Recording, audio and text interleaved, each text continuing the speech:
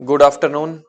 आज करने वाले हैं कैश फ्लो का सबसे इंपॉर्टेंट टॉपिक, सबसे टेक्निकल सा टॉपिक। इतना मुश्किल है नहीं जितना मैं बोल बोल के बना देता हूं, लेकिन मेरा फर्ज है आप लोगों को अलर्ट करना ताकि ये वाला टॉपिक हम थोड़ा सीरियस वे में समझे।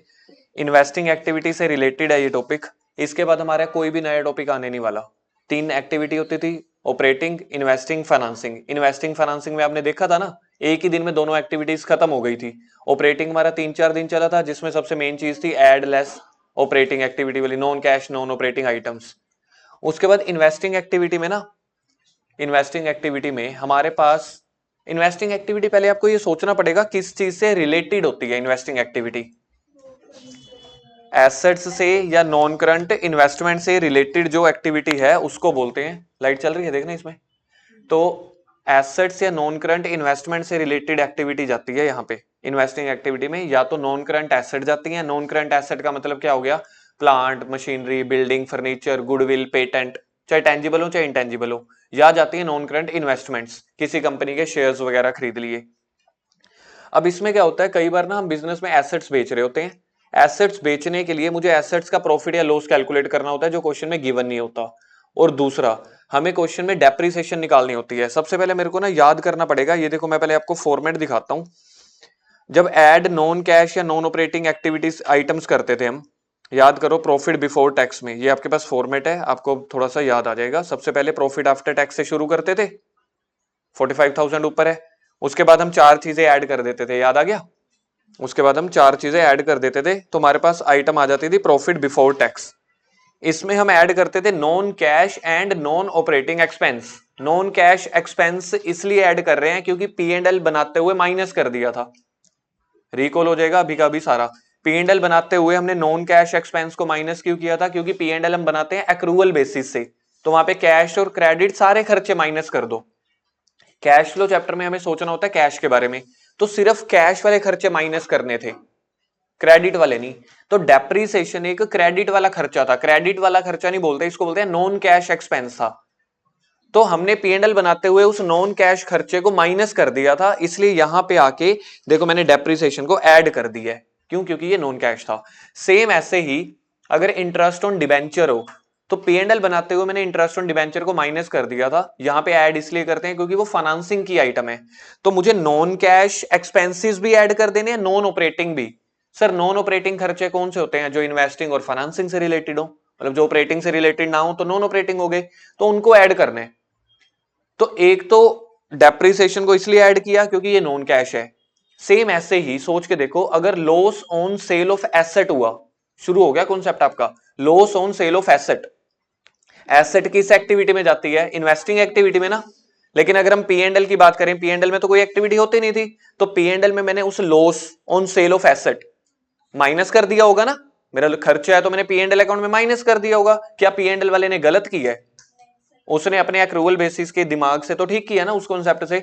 हमें क्या करना है, अब उस लॉस को जो पी एंड एल वाले ने माइनस कर दिया, हम इसको ऐड कर देंगे। क्यों? क्योंकि ये इन्वेस्टिंग एक्टिविटी को बिलोंग कर रहा होता है, तो इसलिए हमें डेप्रिसिएशन भी ऐड करनी है। कौन सी? करंट ईयर की डेप्रिसिएशन, क्योंकि पी एंड एल अकाउंट हर साल का बनता है, तो हर साल जो जो डेप्रिसिएशन लगी होगी, यानी कि हर साल जो जो depreciation P and L account में माइनस हुई होगी, अक्षिता एक्टिव, हर साल पी एंड एल अकाउंट में जो जो डेप्रिसिएशन माइनस करी होगी उसी को प्लस करने, तो इसको बोलते हैं करंट ईयर की डेप्रिसिएशन। हर साल की अपनी अपनी डेप्रिसिएशन होती है, हर साल पी एंड एल अकाउंट में माइनस हो जाती है, हम उसको ऐड कर देंगे। कौन सी डेप्रिसिएशन ऐड करनी है? करंट ईयर की। क्यों? क्योंकि पी एंड एल में करंट ईयर की डेप्रिसिएशन माइनस हुई थी। और पी एंड एल अकाउंट में अगर एसेट से रिलेटेड, जैसे profit on sale of asset या loss on sale of asset भी हो चुका है, उसको भी रिवर्स करेंगे। लॉस ऑन सेल आप अपने आप अब जवाब देना, तभी आपको लगेगा कि कॉन्सेप्ट में आप मेरे साथ इन्वॉल्व भी हो। पी एंड एल अकाउंट में लॉस ऑन सेल क्या हुआ होगा? हम क्या कर देंगे? हम प्लस इसलिए कर रहे हैं ऑपरेटिंग एक्टिविटी में क्योंकि ये इन्वेस्टिंग को बिलोंग कर रहा है। दूसरी, पी एंड एल अकाउंट में प्रॉफिट ऑन सेल को हमने क्या किया होगा? ऐड किया होगा ना प्रॉफिट को।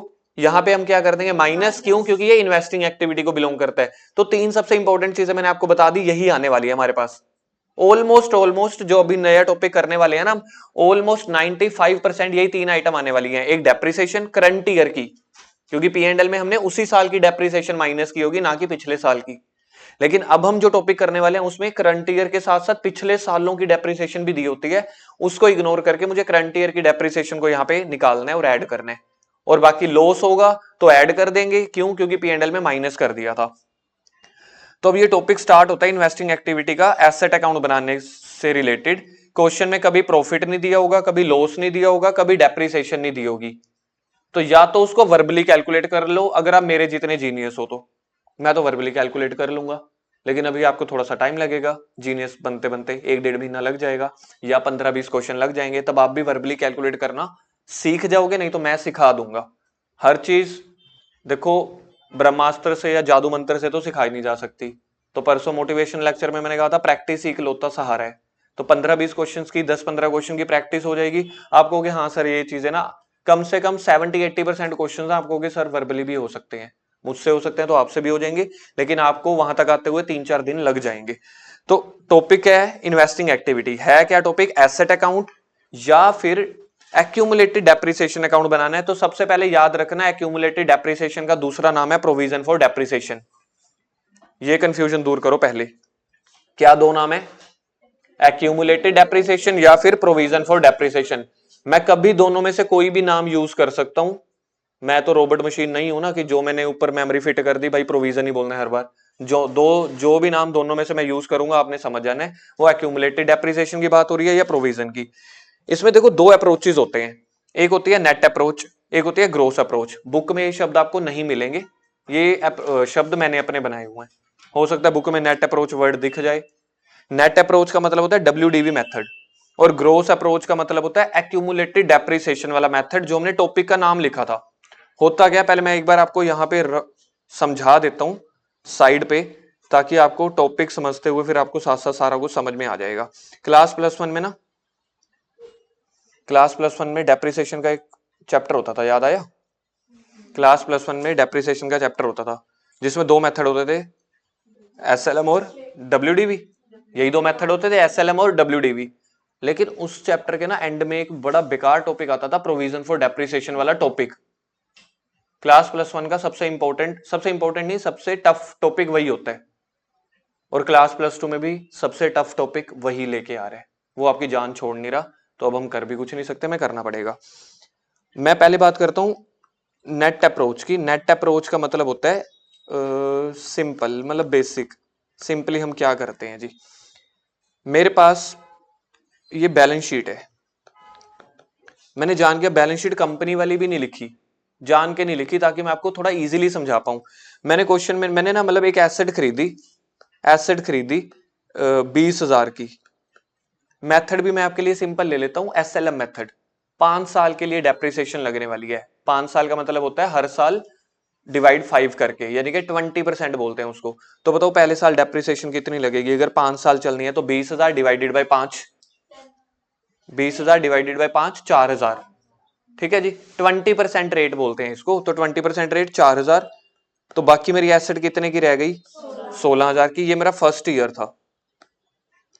सेकंड ईयर के बाद आ जाते हैं अब हम। सेकंड ईयर में मेरी वो वाली एसेट कितने की बची हुई है, बिल्कुल ठीक है, अगर आप ये बोल पा रहे हो यानी कि बेसिक्स तो क्लियर है। ये बेसिक का भी बेसिक है, 16,000 बची हुई है। अगले साल 4,000 डेप्रिसिएशन और माइनस कर दी, कितना रह गया, इसको बोलते होते हैं सिंपल मेथड। हमारी अप्रोचेस के हिसाब से पहली अप्रोच होगी, ठीक है जी। अगर इसी मेथड में मैंने P&L अकाउंट बनाया होता, P&L अकाउंट भी मैं सिंपल वाला ले रहा हूं, ऐसे वाला, ताकि आपको थोड़ा जल्दी समझ में आ जाए। तो यहां पे हम सारे इनकम्स लिखते हैं, बाय इनकम्स। क्रेडिट वाली साइड पे हमेशा इनकम्स आती है ना, तो हम डेप्रिसिएशन को ना यहां पे दिखाते हैं, टू डेप्रिसिएशन 4,000। फर्स्ट ईयर का ये P&L अकाउंट है। अगर सेकंड ईयर भी हो तब भी तो सेम बनेगा ना, क्योंकि डेप्रिसिएशन तो सेम है। क्या आपको नेट अप्रोच का थोड़ा सा बेसिक समझ में आया। नेट अप्रोच यानी कि कॉमर्स स्टूडेंट की सबसे सिंपल बात करता है कि अगर आपके पास खर्चा हो रहा है, खर्चा हमेशा जाता है P&L अकाउंट में। कंपनीज के केस में हम इसी को ही बोलते हैं स्टेटमेंट ऑफ P&L। 2 तरह की इनकम लिख देते थे, 7 तरह के खर्चे लिख देते थे, जिसमें से 6वां खर्चा, 6th खर्चा होता था डेप्रिसिएशन। P&L के डेबिट में एज एन खर्चा दिखा दिया मैंने, ठीक है जी, यहां तक ओके है। P&L अकाउंट में 4,000 डेप्रिसिएशन दिखा दी। फिर बैलेंस शीट में अगर मुझे दिखाना हो तो 20,000 की खरीदी थी, 20% रेट था 4,000, तो बाकी बच गया 16,000। सेकंड ईयर में 16,000 था, 4,000 माइनस कर दिया 12,000। थर्ड ईयर आप खुद बोल सकते हो, थर्ड ईयर 12,000 था, 4,000 माइनस करके 8,000 रह जाएगा, बस इतना सही चाहिए। लेकिन होता क्या था, एक ना सेकंड मेथड होता है, एक और सेकंड अप्रोच। सेकंड अप्रोच कहती है कई कई ना कंपनीज वाले या गवर्नमेंट या जो कंपनी के शेयर होल्डर्स होते हैं, बिजनेस ओनर होते हैं, जिनको अकाउंट्स की ज्यादा नॉलेज नहीं होती, वो कहते हैं इसको थोड़ा सा ना और इजी करके बताओ। वैसे तो ये सबसे इजीएस्ट है। ओनर्स या बिजनेस मैनेजमेंट ना ये चाहती है, देखो यहां पे सेकंड ईयर में देखो, सिंपल मेथड में बात कर रहा हूं, सेकंड ईयर की बैलेंस शीट आपको समझ में आ रही है। 16,000 रह गई थी, 4,000 माइनस। क्या सेकंड ईयर में अब जो मैं आपसे क्वेश्चन पुट करने वाला हूं, उसी रीजन से ही आपको ये ग्रोथ अप्रोच यानी कि सेकंड अप्रोच समझ में आएगा। हम सेकंड ईयर में हैं, मैं बिजनेस का ओनर हूं, मैं कॉमर्स स्टूडेंट नहीं हूं, मैं नॉन मेडिकल या आर्ट्स स्टूडेंट हूं या 10वीं पास हूं। क्या मेरे को बैलेंस शीट प्रॉपर समझ में आती होगी? नहीं। कॉमर्स वाले बच्चों को ढंग से समझ नहीं आती। अगर मैं आपको क्लाइंट की बैलेंस शीट दे दूं या जो आपने प्रोजेक्ट बनाए हैं वो नहीं आपको ढंग से समझ आ रही होती, ओवरऑल समझ में आ रही होती है ठीक ठाक, लेकिन एक एक डिटेल समझ में नहीं आ रही होती, नॉर्मल बंदे को क्या ये बैलेंस शीट समझ में आएगी? अगर वो नॉर्मल बंदा यानी कि बिजनेस का जो ओनर है, अगर वो ये जानना चाहता है सेकंड ईयर में, यार ये जो एसेट आप 16,000 माइनस 4,000 12,000 दिखा रहे हो, ये मैंने खरीदी कितने की थी, मुझे पता चलेगा। आपको पता है ना 20,000, क्यों? क्योंकि आपने 4,000 पहले माइनस किया, 4,000 बाद में। आम बंदे को थोड़ी ना यहां से इतनी इंफॉर्मेशन है, इतनी इंफॉर्मेशन है, इतनी इंफॉर्मेशन किसी को पता चल जाएगा कि ये मशीनरी कितने की थी। मैंने आपको समझाने के लिए वैल्यूज क्या ली, 20,000 4,000, इतनी इजी। प्रैक्टिकल लाइफ में तो पॉइंट्स में भी वैल्यू पहुंच जाती है, 5,75,612 रुपए, ऐसे ऐसे वैल्यूज भी पहुंच जाती हैं। क्या बिजनेस ओनर को मशीन का ओरिजिनल प्राइस पता चलेगा? ये वाले जो सामने स्क्रीन पे है, यहां से नहीं पता चल सकता।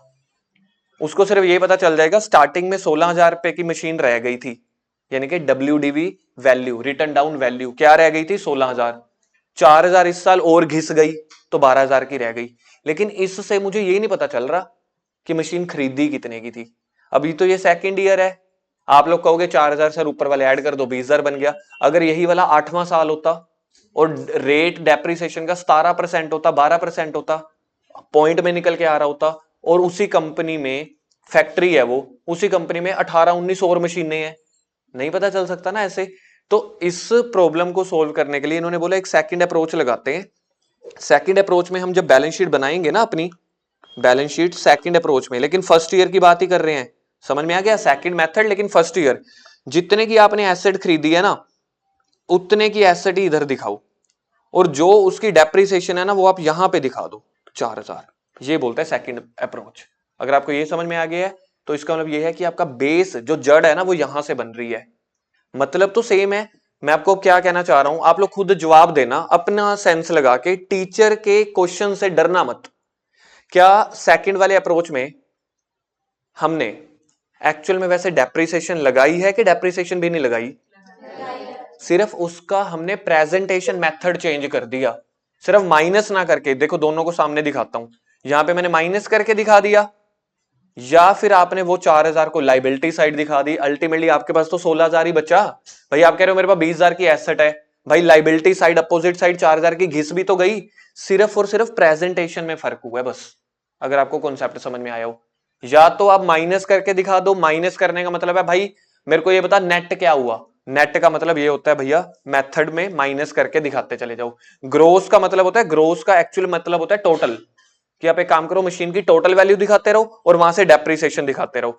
इसने सेकंड अप्रोच ने भी जब P&L अकाउंट बनाया होगा ना, इसने भी जब P&L अकाउंट बनाया होगा, इसने भी सेम डेप्रिसिएशन यहां पे 4,000 दिखाई होगी। ये नहीं है कि P&L में हमने, आप सिर्फ यहां पे प्रेजेंटेशन मेथड चेंज कर रहे हो और कुछ नहीं। ये थोड़ी ना कह सकते हो कि हमने पहले साल मशीन चलाई नहीं, चलाओ ना चलाओ, पुरानी हो गई डेप्रिसिएशन लग गई, आपने P&L में डेप्रिसिएशन दिखा दी, बस इसका नाम चेंज कर दिया। इसको आपने डेप्रिसिएशन ना बोल के आपने इसको बोला प्रोविजन फॉर डेप्रिसिएशन। फिलहाल के लिए आपने इसको डेप्रिसिएशन के नाम को क्या चेंज कर दिया? Provision for depreciation. लेकिन इसका मतलब है आपकी मशीन एसेट चल रही है, यूज हो रही है।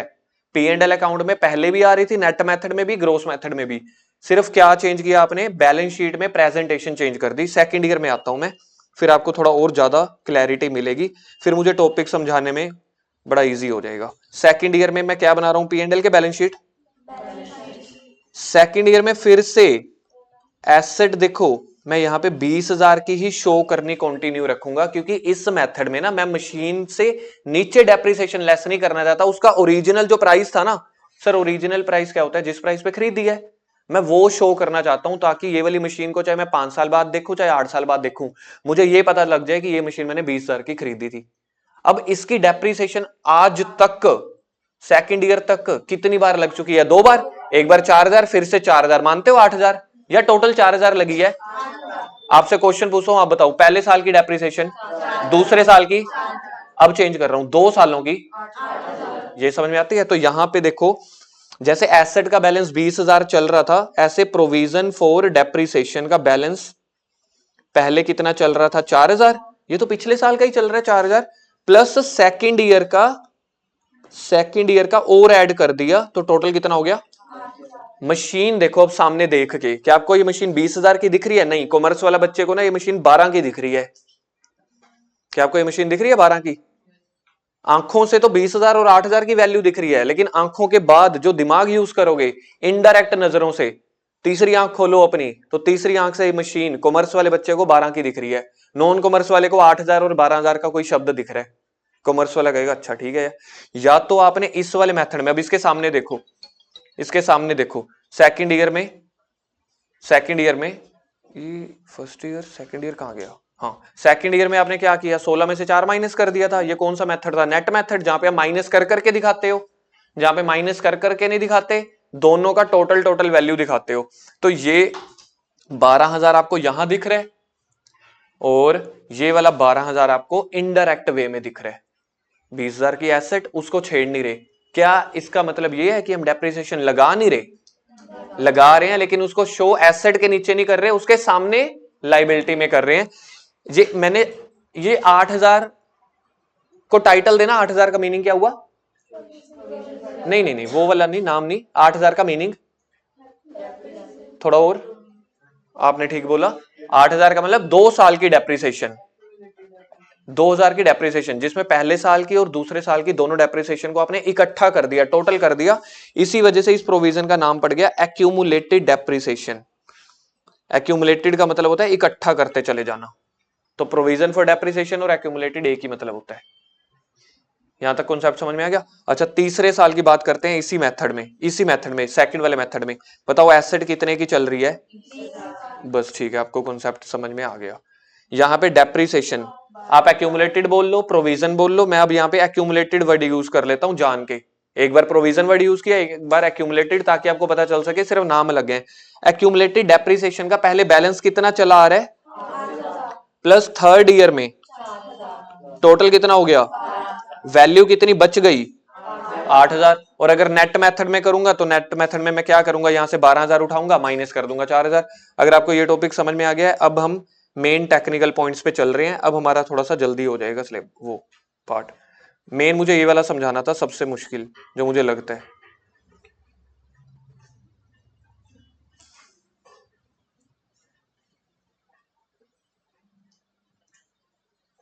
टॉपिक नहीं खत्म हुआ, कहीं आपको लगे कि मैंने सारे पॉइंट खत्म कर दिए। सारे पॉइंट अभी खत्म नहीं किए, अभी मैंने आपको एक जड़ मजबूत कर दी, एक बेस समझा दिया।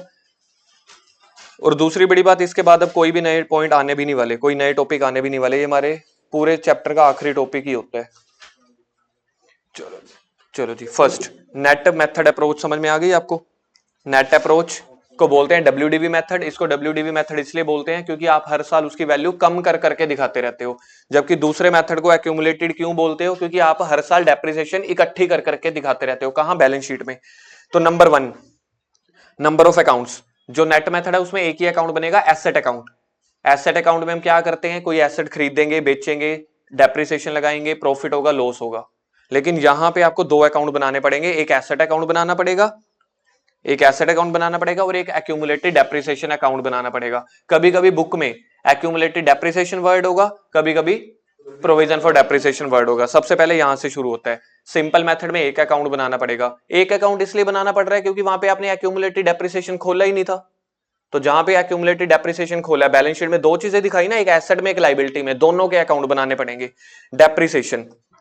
डेप्रिसिएशन की रिकॉर्डिंग कैसे करते हैं? फर्स्ट मेथड में डेप्रिसिएशन को हम रिकॉर्ड करते हैं एसेट अकाउंट के क्रेडिट साइड पे। देखो डेप्रिसिएशन की जर्नल एंट्री बोलो अगर आपको आती है तो। मैंने अभी आपको पढ़ने के लिए भी बोली थी, डेप्रिसिएशन की जर्नल एंट्री होती है depreciation account debit to asset account, depreciation account debit to assets account. पढ़ाते पढ़ाते गर्मी लग गई। Depreciation account debit to asset account, depreciation कहां पे जाती है? पी एंड एल अकाउंट में, तो आप इसको पी एंड एल अकाउंट भी बोल सकते हो। ज्यादा तेज तो नहीं हो गया? अगर लगेगा तो कम कर देना। तो depreciation account debit to asset, यानी कि आपने एसेट्स अकाउंट को, ज्यादा हो गया, तो आपने एसेट अकाउंट को देखो क्रेडिट कर दिया ना। जब हम एसेट अकाउंट बनाएंगे ना तो डेप्रिसिएशन को क्रेडिट साइड पे लिखते हैं। क्यों? क्योंकि जर्नल एंट्री सीखो, जर्नल एंट्री बनी depreciation account debit to asset, asset के क्रेडिट में। लेकिन जब हम दूसरे वाले मेथड में करते हैं, उस वाले मेथड में फर्क सिर्फ इतना है, depreciation account debit to provision for depreciation दिखाते हैं। क्यों? क्योंकि वहां पे आप एसेट में से कम नहीं कर रहे होते, ये फर्क है। तो देखो इसका पॉइंट नंबर 2 पढ़ के देखते हैं। Depreciation is recorded in the credit side, depreciation is recorded in the credit side of provision for depreciation account and not in the asset account। क्योंकि आप एसेट में से माइनस ही नहीं कर रहे तो एसेट अकाउंट में दिखाओगे नहीं। देखना, लिंक करके देखना, आपको पॉइंट नंबर 2 समझ में आता है। मैंने आपको अभी बैलेंस शीट का टॉपिक समझाया था। फर्स्ट मेथड में एसेट में से माइनस करते हैं तो एसेट अकाउंट को क्रेडिट कर देंगे। सेकंड वाले मेथड में मैं प्रोविजन वाले अकाउंट में दिखाता हूं तो प्रोविजन के अकाउंट में क्रेडिट करेंगे। बैलेंस शीट में देखो, थर्ड पॉइंट आपको अपने आप समझ में आ जाएगा, करवा दिया मैंने। बैलेंस शीट में कैसे दिखाते हैं? पहले वाले मेथड में माइनस करके, दूसरे वाले मेथड में उसके सामने। अच्छा जी, सेल ऑफ एसेट, मेरे लिए अब ये पॉइंट नया है, यही नहीं समझाया मैंने आपको पूरे टॉपिक में अभी तक। जब एसेट्स को सेल किया जाएगा ना, तो हम जो भी सेल वाली वैल्यू है या जो भी लॉस वाली वैल्यू है, उन सभी को एसेट अकाउंट के क्रेडिट में शो कर देते हैं, चाहे वो डेप्रिसिएशन हो, चाहे वो लॉस हो, चाहे वो बैंक सेल कर रहे हो। जब मशीन आती है तो वो डेबिट में, जब जाएगी तो क्रेडिट में। लेकिन यहां पे दूसरे वाले मेथड में sale, loss as well as total depreciation till the date of sale. Sir इसका मतलब क्या हुआ? सुनो मेरी बात। एक्चुअल में ना, जब मैं अभी आपको जर्नल एंट्रीज कराऊंगा, एक्चुअल में जो डेप्रिसिएशन है ना, वो मशीन अकाउंट में क्रेडिट होनी चाहिए। लेकिन हमने सेकंड वाले अप्रोच में क्या किया था? प्रोविजन फॉर डेप्रिसिएशन में डाल दिया था ना। नॉर्मली जब मेरी एसेट आई है तो एसेट अकाउंट के डेबिट में आती है, जब जाएगी डेप्रिसिएशन लगेगी तो वो क्रेडिट साइड में जानी चाहिए। लेकिन सेकंड मेथड में तो मैंने उसको एसेट अकाउंट में लिखा ही नहीं, डेप्रिसिएशन को मैं कहां पे लिखता चला गया था? प्रोविजन फॉर डेप्रिसिएशन में। लेकिन जब बेचेंगे ना, फिर तब तक सोच के चलो कि मैं तीसरे साल के एंड में बेच रहा हूं, तीसरे साल के एंड में टोटल 12,000 की डेप्रिसिएशन लग चुकी है ना। अब हर बार उसको मशीन में से माइनस ना करके प्रोविजन में दिखाते रहे थे। वो सिर्फ तब तक दिखाना है जब तक बेच ना दे। लेकिन जब हम बेचेंगे ना, फिर वो वाली डेप्रिसिएशन 12,000 वाली सारी की सारी प्रोविजन में से उठा के एसेट अकाउंट में डालनी पड़ेगी अल्टीमेटली। एक बार फिर से बता रहा हूं, अल्टीमेटली डेप्रिसिएशन ना मशीन अकाउंट के क्रेडिट में जानी चाहिए। लेकिन सेकंड वाली मेथड में आप मशीन अकाउंट के क्रेडिट में नहीं जा रहे, प्रोविजन में दिखाते जा रहे हो। वो तब तक दिखानी है जब तक मशीन चल रही है। जैसे ही मशीन बेचोगे तो प्रोविजन अकाउंट में जितनी भी इकट्ठी हो रखी है डेप्रिसिएशन, यानी कि 12,000, फिर उसको एक ही बार में मशीन के क्रेडिट में डालना है। क्योंकि at the end accounting treatment same हो रही है, सिर्फ आपने प्रेजेंटेशन चेंज की थी। स्टार्टिंग पॉइंट क्या होता है एसेट अकाउंट का? एसेट अकाउंट का स्टार्टिंग पॉइंट होता है, एसेट एक डेबिट साइड से स्टार्ट होती है, तो ओपनिंग बैलेंस स्टार्ट होगा डेबिट वाली साइड से, क्लोजिंग स्टार्ट होगा क्रेडिट से। लेकिन प्रोविजन फॉर डेप्रिसिएशन एक लाइबिलिटी होती है, तो इसका अगर ओपनिंग बैलेंस, जब इसका अकाउंट बनाएंगे, इसका ओपनिंग बैलेंस स्टार्ट होगा क्रेडिट से और क्लोजिंग बैलेंस डेबिट में। अब मैं पहले आपको एंट्री सिखा रहा हूं, सोच के देखो। अगर मैंने बिजनेस में कोई एसेट खरीदी है, आपको एसेट खरीदने की एंट्री क्लास +1 वाली याद करनी पड़ेगी, asset account debit to bank. तो अब अगर मेरे को यहां पे अकाउंट बनाना पड़े, ये मेरे लिए एसेट अकाउंट बन रहा है। अब सोचो, तो मेरी पहली एंट्री है परचेज करने वाली, asset account debit to bank. तो एसेट्स के डेबिट में लिखना है मैंने टू बैंक, तो यहां पे मैं लिखता होता हूं टू बैंक। एसेट अकाउंट जब भी बनाना शुरू करूंगा ना, तो अगर मैंने एसेट खरीदी है, यानी कि बिजनेस में एसेट आ रही है, तो जब भी बिजनेस में एसेट आ रही हो तो डेबिट हो सकता है रियल रूल के हिसाब से। तो यहां पे लिखूंगा टू बैंक ब्रैकेट में परचेज। आपको ये समझ में आई पहली एंट्री? जर्नल एंट्री के साथ लेजर मैच करो। जर्नल एंट्री क्या करवाई है मैंने? Asset is purchased. क्या जर्नल एंट्री बनी? Asset account debit to bank. तो एसेट्स के डेबिट में नाम लिखेंगे बैंक। लेजर चैप्टर का स्लोगन होता था अमाउंट अपनी नाम दूसरा। अब अगर मैं एसेट्स को बेच रहा हूं, एंट्री सोच के देखो, एसेट्स को बेच रहा हूं, अब पैसा आएगा जब एसेट को बेच रहा हूं। हाँ भाई पवन, एसेट्स बेच रहे हैं, पैसा आएगा कि नहीं आएगा? क्या जाएगा? तो जो चीज आ रही है उसको डेबिट कर दो, जो चीज जा रही है उसको क्रेडिट कर दो। Bank to asset, asset to bank, bank to asset, asset to bank, bank to asset, asset to bank, bank to asset. जब एसेट आई है तो डेबिट, जब एसेट जाएगी तो क्रेडिट। अब एसेट अकाउंट के क्रेडिट में आ रहा है ना, एसेट अकाउंट के क्रेडिट में आ रहा है, तो अगर मैं एसेट अकाउंट बना रहा हूं तो यहां पे लिख दूंगा बाय बैंक, ब्रैकेट में लिख दूंगा सेल ऑफ एसेट, ब्रैकेट में क्या लिख दूंगा? Sale of asset.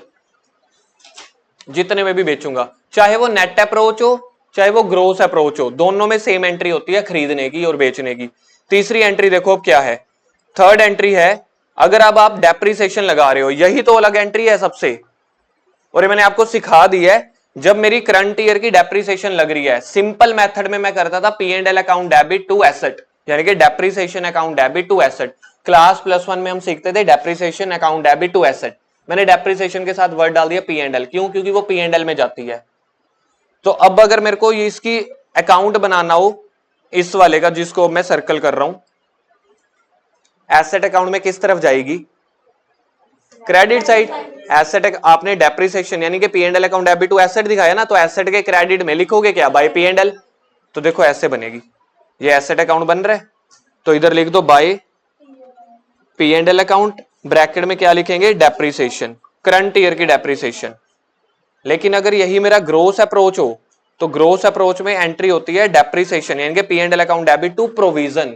क्यों? क्योंकि आप मशीन में से माइनस नहीं कर रहे, आप प्रोविजन के अकाउंट में डाल रहे हो, ये अलग से एंट्री है। अच्छा, अब अगर मैंने एसेट्स को प्रॉफिट पे बेचा है, अब मैं आपसे क्वेश्चन पूछता हूं, देखना कुछ ही बच्चे सेंस लगा के सही जवाब देंगे, बाकी ज्यादातर मेरे जैसे रहेंगे। जब मैं एसेट्स को प्रॉफिट पे बेच रहा हूं, एसेट्स को प्रॉफिट पे बेच रहा हूं, मेरे एसेट की वैल्यू बढ़ रही है कि कम हो रही है? एसेट की वैल्यू बढ़ रही है। अगर मैं इसके लिए दो चॉइसेस रखूं, दो ऑप्शन दूं, मुझे बताना उसमें से एसेट की वैल्यू बढ़ रही है, यहां तक क्लियर है? मतलब बिजनेस में एसेट आ रही है कि जा रही है? अगर इन दोनों में से जा रही है, कैश का मैंने कहा ही नहीं, मैंने सिर्फ ये बोला कि एसेट्स की वैल्यू बढ़ रही है, मैंने ये नहीं कहा कि हमने बेच दी। सर ये कैसे होता है? आप अपना पूरा पार्टनरशिप याद करो, रीवैल्यूएशन अकाउंट बनाते हो, रीवैल्यूएशन अकाउंट में बिल्डिंग इतने की रीवैल्यू हो गई, प्लांट मशीनरी इतने की रीवैल्यू हो गई, क्या मैंने उसको बेचा था? बेचा थोड़ी था, मैं देख रहा हूं आज की मार्केट वैल्यू क्या है। फिर से गेम स्टार्ट करते हैं, मेरे एसेट्स की वैल्यू बढ़ गई, अभी सोचो ही मत कि मैंने प्रॉफिट पे बेचा है, मेरे एसेट्स की वैल्यू बढ़ गई, तो वैल्यू बढ़ने का मतलब वैल्यू आना कि जाना? नहीं, अगर इन दोनों में से एक ही चॉइस है, आना ही होएगा ना यार। बिजनेस में वैल्यू बढ़ना मतलब खरीदना मतलब आना। तो पहले आपको यह सोचना है कि आपने प्रॉफिट पे बेची है कि लॉस पे बेची है। अगर प्रॉफिट पे बेची है तो पहले बेच नहीं देना हमने, पहले उसकी जो बढ़ी हुई वैल्यू है ना या कम हुई वैल्यू, उसको रिकॉर्ड करना है। तो अगर तो मैं इस एसेट को बेच रहा हूं प्रॉफिट पे, फोर्थ फिफ्थ के बाद पहले मैं आपको एंट्री करवा रहा हूं, हाँ यही, अगर मैं एसेट्स को प्रॉफिट के ऊपर बेच रहा हूं ना, तो एसेट की वैल्यू बढ़ रही है, बढ़ने का मतलब होता है बिजनेस में वैल्यू आना, बढ़ना। तो उसमें पहले मेरे को ये एंट्री पास करनी पड़ेगी, asset account debit to profit. Asset को डेबिट इसलिए की है क्योंकि एसेट की वैल्यू बढ़ने से बिजनेस में वैल्यू आ रही है। तो जब चीज आ रही है, जैसे परचेज करने से एसेट आती है, तो प्रॉफिट से भी वो एसेट आ रही है। और जो प्रॉफिट हुआ है, प्रॉफिट को क्रेडिट साइड पे रिकॉर्ड कर लो, to profit and loss account या to profit on sale, bracket में लिख दिया एज पर नॉमिनल रूल। तो प्रॉफिट को मैं क्रेडिट में लिख रहा हूं, उस प्रॉफिट से मेरी मशीन की वैल्यू बढ़ रही है, उसको मैं डेबिट पे लिख रहा हूं।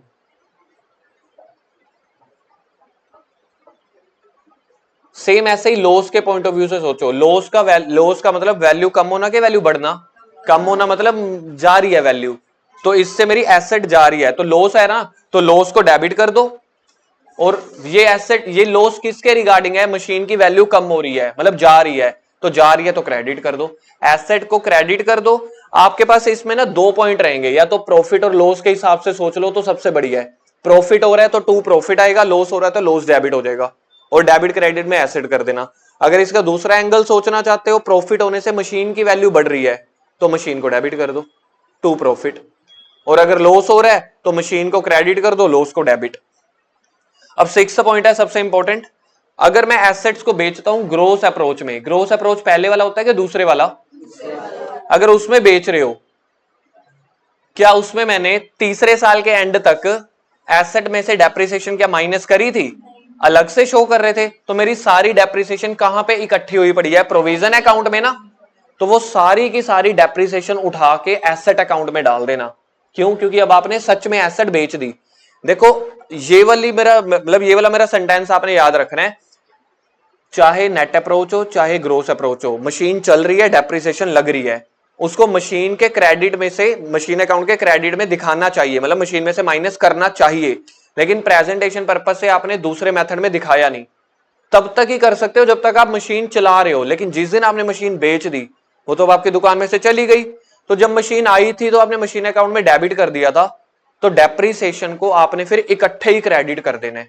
सिंपल मेथड में आप हर साल डेप्रिसिएशन को 4-4 हजार क्रेडिट करते चले जाते हो, प्रोविजन वाले में सेल डेट तक जितनी भी डेप्रिसिएशन इकट्ठी हो चुकी है एक ही बार क्रेडिट कर देना। तो इसलिए नेट वाले मेथड में इसकी कोई एंट्री नहीं होती, ग्रोस अप्रोच में इसकी एंट्री देखो क्या है, इधर देखो, ग्रोस अप्रोच में जो 12,000 की डेप्रिसिएशन आपकी इकट्ठी हो चुकी थी ना, सारी की सारी प्रोविजन में से उठा ली, यानी कि प्रोविजन अकाउंट को मैंने कैंसिल कर दिया। जब मैं ये एंट्री बना रहा था ना, तब मैं बना रहा था depreciation account debit to provision, बार बार प्रोविजन को क्रेडिट करता चला जा रहा था, तो प्रोविजन के क्रेडिट में 12,000 इकट्ठा हो गया था। अब जब मैं बेच रहा हूं तो प्रोविजन में से ये वाला सारा अकाउंट कैंसिल कर दो, तो पहले प्रोविजन को क्रेडिट करते चले जा रहे थे, प्रोविजन को डेबिट कर दो, पूरा 12,000 सच में अब उसको उसके एसेट अकाउंट में ट्रांसफर कर दो, तो इसकी एंट्री बन जाती है provision account debit to asset. Narration पढ़ के देखो,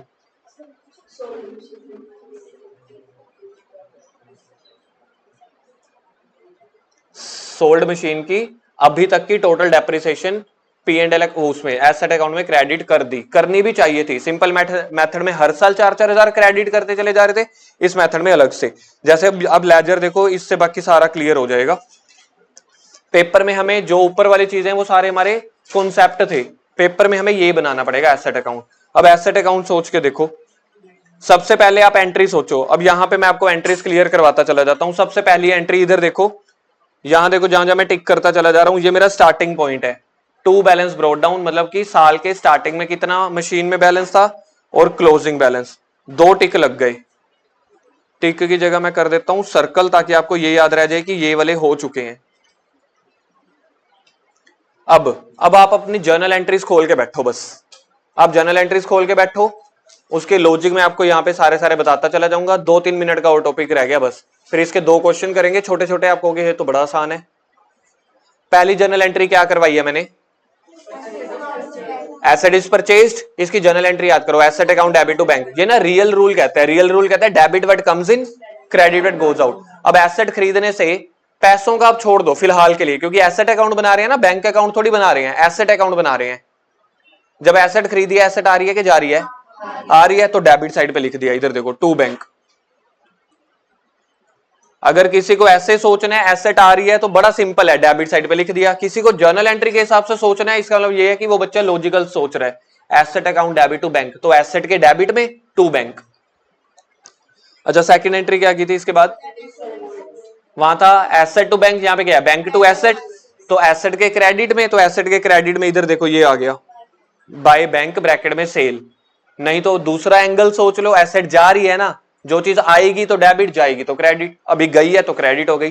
तीसरी एंट्री बताओ, करंट ईयर डेप्रिसिएशन, तो इसकी एंट्री क्या बन रही है? डेप्रिसिएशन अकाउंट डेबिट या P&L account debit to asset. तो एसेट के क्रेडिट में देखना मैंने लिखा हुआ है बाय P&L अकाउंट, ये लिखा हुआ है by P&L account current year depreciation. मुझे बताओ, डेप्रिसिएशन लगने से, एक क्वेश्चन पूछता हूं मजेदार, डेप्रिसिएशन लगने से मशीन एक तरह से आ रही है या एक तरह से जा ही रही है? जा रही है, क्योंकि उसकी वैल्यू कम हो गई, तो जाना मतलब क्रेडिट। तो आप ऐसे भी सोच सकते हो। अगली एंट्री बताओ। नहीं नहीं, इसकी आपने ना ग्रोस वाली एंट्री भी बताओ। चलो दूसरे में बताता हूं, दूसरे में इसकी अगर next entry fourth, sold at profit. तो इससे जब मैंने एसेट्स को प्रॉफिट पे बेचा, एसेट की वैल्यू बढ़ी थी ना, उससे बढ़ने का मतलब आना, ठीक है। तो asset account debit to profit, तो एसेट के डेबिट में देखो ये प्रॉफिट आ गया, एसेट के डेबिट में प्रॉफिट आ गया, क्यों? क्योंकि उसने मेरी मशीन की वैल्यू को इंक्रीज कर दिया, मतलब वैल्यू आई। जब भी वैल्यू आएगी या बढ़ेगी डेबिट में, जब जाएगी या कम होगी क्रेडिट में। अगला लॉस वाला इसका अपोजिट हो गया। तो देखा जाए, मैं अब आपको एंट्रीज ही याद करा देता हूं, लेजर ही याद करा देता हूं, आपको याद रह जाएगा। ओपनिंग और क्लोजिंग बैलेंस से स्टार्ट करना है, ओपनिंग डेबिट में, क्लोजिंग क्रेडिट में, ठीक है जी। जब मशीन आ रही है, आती मशीन पता है तीन चीजों से मशीन आती है, या खरीदने से, या एप्रिसिएशन से, डेप्रिसिएशन का उल्टा, या प्रॉफिट ऑन सेल से। तो इन तीनों ही केस में जब हम परचेज कर रहे हो या जब प्रॉफिट ऑन सेल हो। अब पढ़ के देखो डेबिट वाली, परचेज करने से मशीन की वैल्यू आ रही है, प्रॉफिट से मशीन की वैल्यू आ रही है या बढ़ रही है, एक ही बात है। सेम ऐसे ही इसका अपोजिट साइड सोचो। सर अगर इतना ही याद कराना था, यही करा देते, बस काम खत्म हो जाता। भाई ये आपको कॉन्सेप्ट सीखने के बाद या सुनने के बाद ये उतना लग रहा है, अगर मैं स्टार्टिंग में ये करा देता आप कहते क्या ही है। अब सेकंड अप्रोच को भी खत्म कर रहे हैं। सेकंड अप्रोच में बाकी सारा कुछ सेम रहने वाला है, profit, loss, opening balance, closing balance, purchase, sale, 6 के 6 चीजें सेम रहने वाली हैं। सर कौन सी 6 चीजें? Opening balance, closing balance, purchase, sale, profit, loss. फर्क आएगा सिर्फ डेप्रिसिएशन में। हम अपनी सारी डेप्रिसिएशन को, ग्रोस मेथड का ना सेकंड अकाउंट देखना, provision for depreciation. Provision for depreciation याद है बैलेंस शीट में किस साइड लिखा था? करना याद, लाइबिलिटी साइड। तो लाइबिलिटी हमेशा क्रेडिट साइड से शुरू होती है, तो इधर देखो प्रोविजन फॉर डेप्रिसिएशन अकाउंट कहां से शुरू होगा? इधर देखो क्रेडिट साइड से, by balance brought down opening balance, और ये हो गया क्लोजिंग बैलेंस। दो चीजें खत्म हो गई। अब आप खुद सोचो, जो करंट ईयर की डेप्रिसिएशन की एंट्री क्या कर रहे थे? थर्ड एंट्री देखना अपनी। सेकंड अप्रोच में थर्ड एंट्री हम पता है क्या कर रहे थे? P and L account debit. क्या टू एसेट दिखा रहे थे या टू प्रोविजन दिखा रहे थे? ये आखिरी टेक्निकल चीज है जो आपको समझनी है, मतलब समझा चुका हूं, अगर आप खुद से बोलोगे ना तो आपको ये जल्दी समझ में आ जाएगा। एक बार फिर से, ये मैं किस चीज की एंट्री कर रहा हूं? हाँ, ये मैं डेप्रिसिएशन की एंट्री कर रहा हूं। सिंपल मेथड में मैंने क्या की थी? Depreciation to asset. Second method में मैंने क्या की थी? Depreciation to provision. अब अगर मुझे ये प्रोविजन वाले का लेजर बनाना है, अकाउंट बनाना है, तो प्रोविजन के क्रेडिट में लिख रहा हूं ना, प्रोविजन अकाउंट क्रेडिट में आया ना, तो देखो प्रोविजन फॉर डेप्रिसिएशन अकाउंट बना रहे हैं हम, तो उसके क्रेडिट में देखो आ गया by P and L account. दिखा ये आपको करंट ईयर की डेप्रिसिएशन। यानी कि सेकंड वाला जो अप्रोच है ना, उसमें हर साल डेप्रिसिएशन मैं एसेट अकाउंट में ना दिखा के प्रोविजन अकाउंट में दिखाता रहता हूं। तो ये आ गई मेरी डेप्रिसिएशन, इकट्ठी होती चली गई। अगर ये मेरा तीसरे साल का बन रहा होगा ना, आप प्रोविजन फॉर डेप्रिसिएशन अकाउंट देखो कैसे, तीसरे साल सोच के चलो, 8,000 का मेरा स्टार्टिंग में था, 4,000 और बन गया, तो टोटल 12,000 की हो गई ना। प्रोविजन फॉर डेप्रिसिएशन में एक्यूमुलेटेड में तीसरे साल तक 12,000 इकट्ठा करना था ना, 8,000 तो 2 साल तक इकट्ठा हो चुका था, तो ओपनिंग बैलेंस को बोलते हैं 8,000। और जो इस साल की करंट ईयर की डेप्रिसिएशन है वो एसेट अकाउंट में ना दिखा के प्रोविजन अकाउंट में दिखाना है। बार बार मसला बस यही है सेकंड मेथड का। अगर अल्टीमेट क्रक्स बोलूं ना, कि आप हर साल की डेप्रिसिएशन, हर साल की करंट ईयर की डेप्रिसिएशन एसेट अकाउंट में ना दिखा के उसको प्रोविजन अकाउंट में दिखाते चले जाते हो, यानी कि क्रेडिट साइड। तो मेरा क्रेडिट साइड यानी कि लाइबिलिटी साइड कितना जमा हो गया? 12,000। अब वो मूवमेंट आ गया, मैंने ये वाली एसेट को बेच दिया। क्या अब मेरे को प्रोविजन फॉर डेप्रिसिएशन अकाउंट की जरूरत है?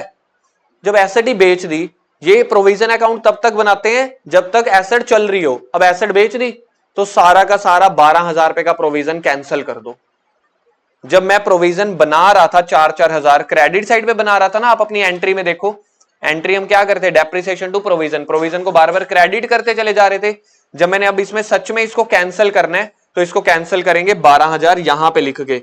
आपको पता लग रहा है? देखना मैं कहां पे लिख रहा हूं, 12,000 पता लग गया? क्यों? क्योंकि अब मेरा वो प्रोविजन कैंसिल होने वाला है, क्योंकि वो मशीन अब मेरी और रही नहीं। जब रही नहीं, मैं डेप्रिसिएशन लगाऊंगा नहीं, उसको कैंसिल कर रहा हूं। जब मैं प्रोविजन डेप्रिसिएशन लगा रहा था क्रेडिट साइड, तो कैंसिल करना पड़ेगा डेबिट साइड। और अब वो मूवमेंट आ गया, वही वाली 6 एंट्री की नरेशन। अब वो मूवमेंट आ गया जब सारी डेप्रिसिएशन प्रोविजन वाले अकाउंट से उठा के उसके सही, उसके सच्चे अकाउंट में डाल दो, जो उसका सही अकाउंट है एसेट अकाउंट में। तो ये देखो मैंने यहाँ पे एरो भी बनाई है। तो यहां पे दोनों वैल्यू हमेशा बराबर होनी चाहिए, हमेशा। जो मैं डेप्रिसिएशन कैंसिल करूंगा, कहां से कैंसिल कर रहा हूं? प्रोविजन वाले अकाउंट से, और उसको उसके असली घर में भेज रहा हूं, कहां पे? एसेट अकाउंट में। तो एसेट अकाउंट में उसको क्रेडिट कर दो। तो मुझे बताओ एसेट अकाउंट में, अब अगर किसी ने आंसर दे दिया तो आपका कॉन्सेप्ट क्लियर है, नहीं तो फिर से आपको मेहनत करनी पड़ेगी। यहां पे मैं 12,000 भरूं या 4,000? अगर आपका ये आंसर आ गया 12,000 तो मेरे को अपने आप पे भी प्राउड फील हो रहा है कि मैंने ठीक समझा दिया है, और आपको भी खुश हो जाना चाहिए, आपको समझ में आ गया। तालियां मेरे लिए। यानी कि यहाँ पे यानी कि यहाँ पे 4,000 नहीं आएगा। क्यों? क्योंकि 4,000 मैं जोड़ता चला गया था प्रोविजन फॉर डेप्रिसिएशन के अकाउंट में। अब जल्दी से इसका एक क्वेश्चन देखते हैं ताकि थोड़ा सा कॉन्फिडेंस बिल्ड हो जाए कि फिगर्स के साथ जब वैल्यूज के साथ दें तब भी हमें समझ आ रहा है कि नहीं।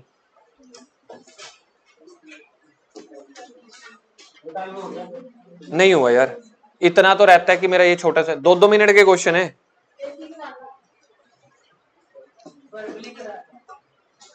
देखता हूं वर्बली करने की नौबत आती है कि नहीं आती।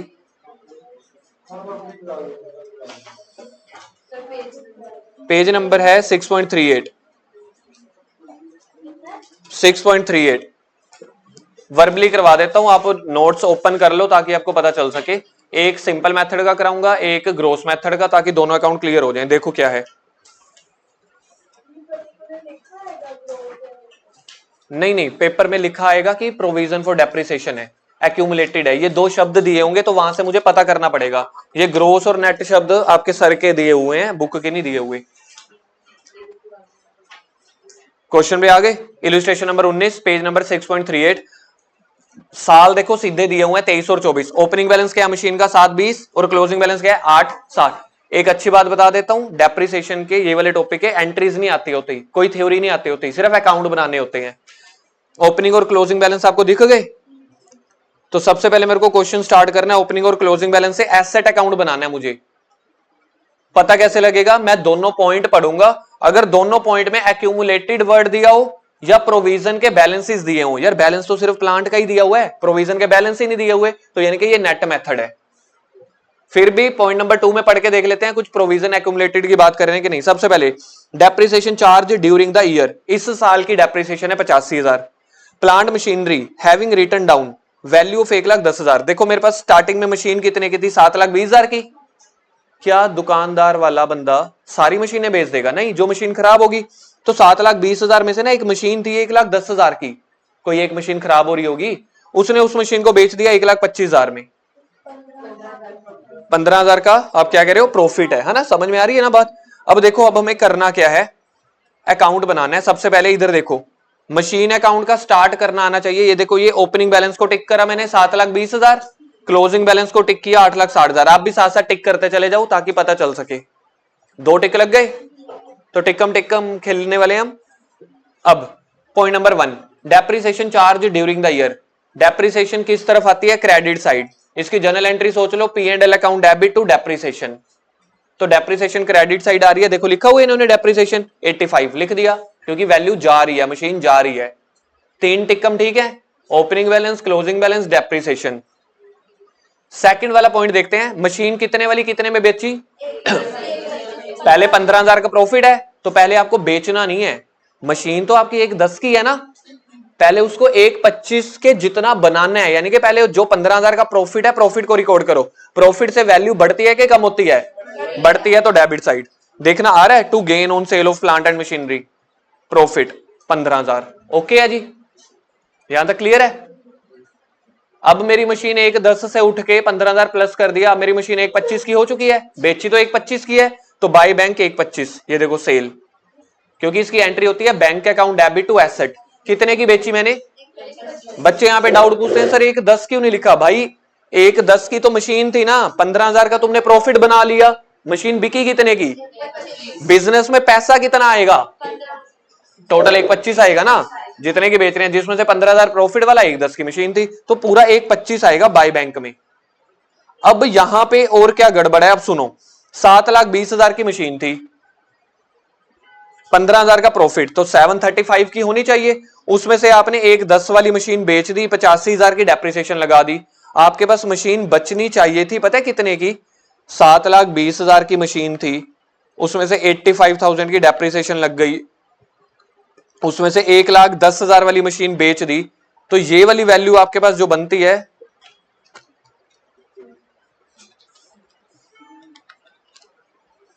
ये आपके पास बनती है 5,25 की। यार लॉजिकली ना आपके पास इतने की मशीन रह जानी चाहिए थी। 720 में से 85 की डेप्रिसिएशन लग गई, 1,10,000 वाला एक टुकड़ा बेच दिया 15,000 प्रॉफिट पे, 1,25 पे, या तो मैं यहां पे भी 1,25 ले लूं, फिर 15,000 प्लस करना पड़ेगा। सिंपल बात है, 720 में से 1,10 वाला टुकड़ा बेच दिया, आपके पास मशीन की रिमेनिंग वैल्यू बचनी चाहिए थी 5,25,000। अब कॉमर्स का स्टेटस दांव पे है आपके, 5,25,000 बचनी चाहिए थी। हमारे क्वेश्चन में क्लोजिंग बैलेंस कितना बचा हुआ है? नहीं, क्लोजिंग बैलेंस 8,60,000 है क्वेश्चन में, देखो प्लांट एंड मशीनरी का। हमारे लॉजिक्स के हिसाब से 720 की देखो यार मशीन थी, आप इधर देखो ना ध्यान से, 720 की मशीन थी स्टार्टिंग में, 85,000 की डेप्रिसिएशन लग गई, माइनस हो गया ना, 1,10 का बेच दिया और माइनस हो गया, तो मेरे पास तो 5 लाख कुछ का बचना चाहिए था, लेकिन मेरा क्लोजिंग बैलेंस 8,60,000 का कहां से आ गया? तो बाकी आपने ड्यूरिंग द ईयर हो सकता है नई मशीनें भी तो खरीदी हो, आपने बेची इसलिए है ना कि आउटडेटेड मशीन थी, खराब हो गई, तो बाकी जो है वो आपका आंसर आता है यहां पे, इधर देखो, to bank balancing figure. Balancing figure का मतलब जो आपने आंसर निकाला है, तो इस क्वेश्चन में मेरा आंसर है ये। आपको बताया नहीं कितने की मशीन हमने खरीदी, आपने अपना सेंस ऑफ ह्यूमर लगाया ऐसा करके, नहीं तो आपने अकाउंट बनाया, अकाउंट में डेबिट साइड वैल्यू बच रही थी, तो बाकी वैल्यू कहां से आई होगी? बाकी हमने मशीन खरीदी होगी। तो अगर मेरा डेबिट साइड पे आंसर बच गया है, तो यानी कि बाकी मैंने मशीन ड्यूरिंग द ईयर खरीदी होगी। क्वेश्चन ने नहीं दिया, कोई बात नहीं, हमने निकाल लिया। तो ये नेट अप्रोच वाला एक खत्म हुआ है, ग्रोस अप्रोच वाला कल करेंगे। बस आपने अब ये दुआ करनी है कि आवाज आ गई हो।